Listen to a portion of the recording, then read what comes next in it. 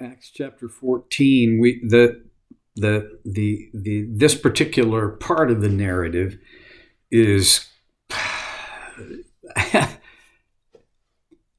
well, I realized I have tended to spend too much time on these little ticky-tack things about various aspects of stuff. Well, okay, let's get the big picture here. Paul and Barnabas, this is at the beginning of the chapter. Paul and Barnabas, they hear about a plot that's being at Iconium, being put together by the Jews I'm reading into it a little bit, but they wanted to physically harm them. So they headed out, and they went to Lystra. There was a guy there who'd been lame from birth, and when Paul encountered him, we don't know what tipped him off, but he saw that he had faith to be healed, and he called out to him, "Get up, walk." And the man did. The people in Lystra were beyond amazement. And they thought, these guys are the gods. Okay, they called Barnabas Zeus. That's pretty high up on the pyramid, right? And Paul they called Hermes because he was the speaker. Well, they were bringing bulls and wreaths because they wanted to sacrifice to the gods who had come to them in human form. But Paul, when Barnabas and Paul heard that what they were doing, this is interesting. They tore their clothes and rushed out into the crowds shouting, "Friends, why are you doing this? We too are only human like you. We're bringing you good news, telling you to turn from these worthless things to the living God, who made the heavens and the earth and the sea and everything in them. In the past, he let all nations go their own way. Yet he has not left himself without testimony. He has shown kindness by giving you rain from heaven and crops in their seasons. He provides you with plenty of food and fills your hearts with joy." Even with these words, they had difficulty keeping the crowd from sacrificing to them. Okay, step back and look at that. And Paul, he is trying to shut down this pagan response to what the one true God had actually done. And this is just the way Paul is. It just is in him.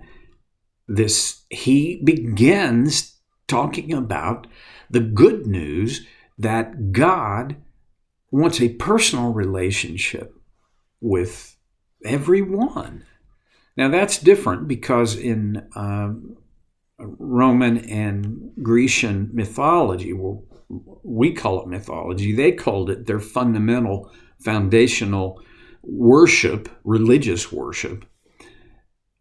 There was no personal connection with these guys. I mean, there was no personal relationship with their gods. They were quite impersonal and quite capricious. And basically, Paul is saying, I want to tell you about the God you don't understand, but are longing to be connected in relationship with. Well, verse 18, even with these words, they had difficulty keeping the crowd from sacrificing to them. I think these people just they wanted to respond. Verse 19, then some Jews came from Antioch and Iconium and won over the crowd. Now, I don't know what the time frame is in this between when the lame man was healed the crowds come to offer sacrifices to Paul and Barnabas. Paul, through his speech, restrained them from doing that. And then Jews from Antioch, Pisidian Antioch, that was the last Antioch that they had been in, and Iconium, come to Lystra.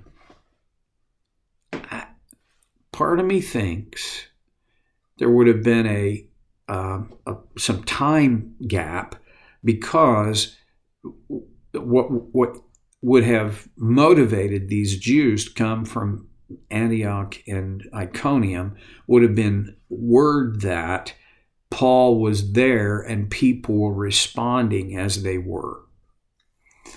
And that would have taken some time. Okay.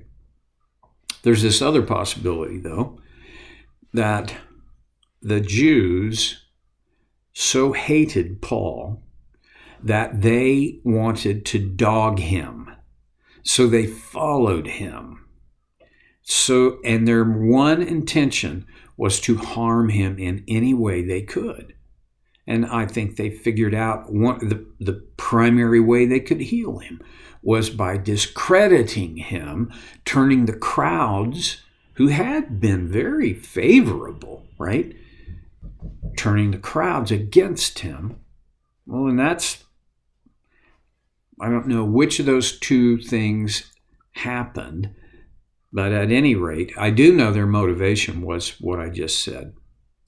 Their motivation, they would have told you their motivation was, we want to honor God. I think they just hated Paul. They wanted to eliminate the threat. And that's just my opinion. But they came down, they won the crowd over. Look, and then the next sentence, they stoned Paul and dragged him outside of the city thinking he was dead. Okay.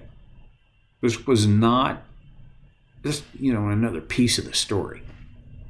This was a huge piece of the ongoing hatred that the Jews had for Paul. They won the crowd over, and then they stoned Paul. Who was the they? Well, there's two possible antecedents. One would be the crowd that these Jews had turned against Paul. Okay, now I know this is I'm falling back into my pattern, but it's worth a thought. I don't think that the Jews would have convinced any Gentiles, because these Jews would not have wanted to have anything to do with Gentiles. So I think those in the crowd that they would have, won over would have been fellow Jews. I don't think this was the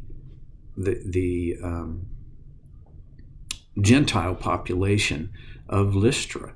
I mean, Paul and Barnabas had gone to the synagogue. That was where this, the healing took place, but the word spread, and I know because Lystra was not a dominant Jew city. It was a dominant Gentile city. Okay. Now, the other antecedent would have been just the Jews that came from Antioch and Iconium. And I kind of favor that one, because they projected their authority. And evidently the rest of the Jewish crowd, anyway, would have accepted that. And I think that these Jews from Antioch and Iconium would have been at the point, at the lead in the stoning. They stoned him. I don't ever want to see a stoning. It's so brutal. It still takes place. Not in our world, but in the Islamic world, stoning is still a practiced punishment. You don't, and it is it's a death penalty punishment. It's a capital offense that causes the stoning. It won't fit with what we think of as capital offenses.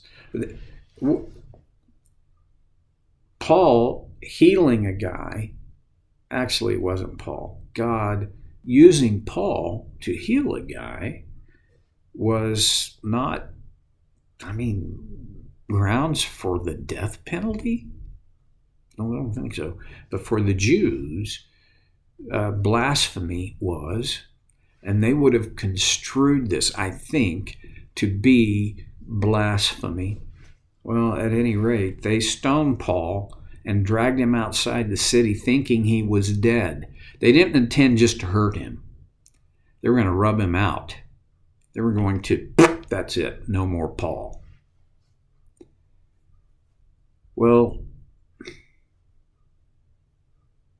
bloody, not just bruised, bloodied. See, one of the tactics was to throw the stones in such a way that you prolonged the process of death. And I don't think there would have been very much of his body that had not been hit with stones. And we're not talking about pebbles here. We're not talking about skipping rocks. We're talking about stones. Okay. Verse 20, but after the disciples had gathered around him, and I don't know what was going, I think I know what was going through their minds. If I had been a disciple, what would have been going through my mind is, I have no idea what we do now. No idea. It would have been an emotional state of shock, confusion, sadness, maybe even panic. But after the disciples had gathered around him, he got up and went back into the city. Now, it's not like he just brushed off, strutted back.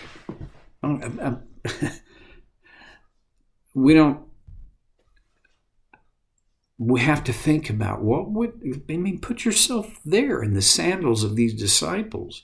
You don't even have to put yourself in Paul's sandals. He got up. I don't think he just popped right up. I think he got up and I believe he probably would have needed the help of others. But can you imagine the surge of joy when these disciples realized he's not dead? He survived this. It would be very close to someone who had been given a lethal injection not dying because of the lethal injection. Well, he got back up and went back into the city. That, to me, this adds to the drama. He's going back into the city where his stoning had taken place, where the people who stoned him certainly still were. I mean, part of this to me is like Paul going, nice try. How do you like me now? What would the Jews who had stoned him have felt? I think they would have been, first of all, I think they would have been amazed. I also think that they would have been, I don't have much regard for these Jews. I have regard for them, but not positive. I think they would have just been totally angry. And we don't know. But anyway, Paul gets up and goes back into the city. That's where we're going to pick it up next time on So Care with Stevie Boy.